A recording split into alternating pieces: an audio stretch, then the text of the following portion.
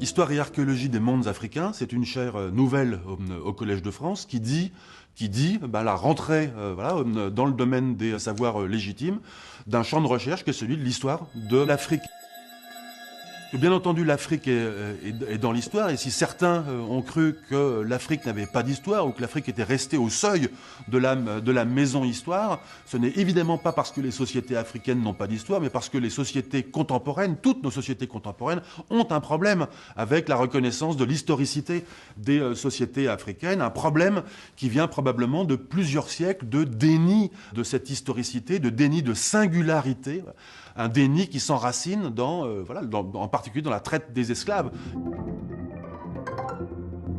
Au cours des prochaines années, je serai amené à aborder dans mon cours des sujets aussi différents et variés que les systèmes d'écriture en Afrique depuis l'Antiquité jusqu'à l'époque moderne, l'histoire du Congo, l'histoire de l'Éthiopie, l'histoire de l'Afrique de l'Ouest et des interactions à travers le Sahara, l'histoire du Sahara lui-même. Ce qui va m'intéresser le plus au cours de cette année et des prochaines années, c'est véritablement le Moyen-Âge africain.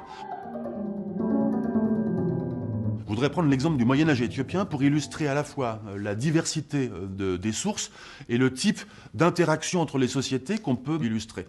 On a longtemps cru que l'histoire de l'Éthiopie, c'était principalement l'histoire du royaume chrétien d'Éthiopie. Pourquoi est-ce qu'on l'a cru longtemps? Parce que c'est le royaume chrétien qui nous a laissé la plus abondante documentation.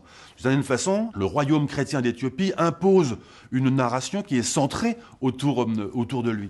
Et puis, au cours des 20 dernières années, les choses ont beaucoup changé parce que, en mettant l'accent sur l'archéologie en particulier, nous avons trouvé, avec mes collègues, nous avons trouvé une, puis deux, puis trois villes musulmanes, qu'on a d'abord longtemps cherché loin du royaume chrétien, pensant que la documentation écrite avait raison et qu'il fallait chercher loin.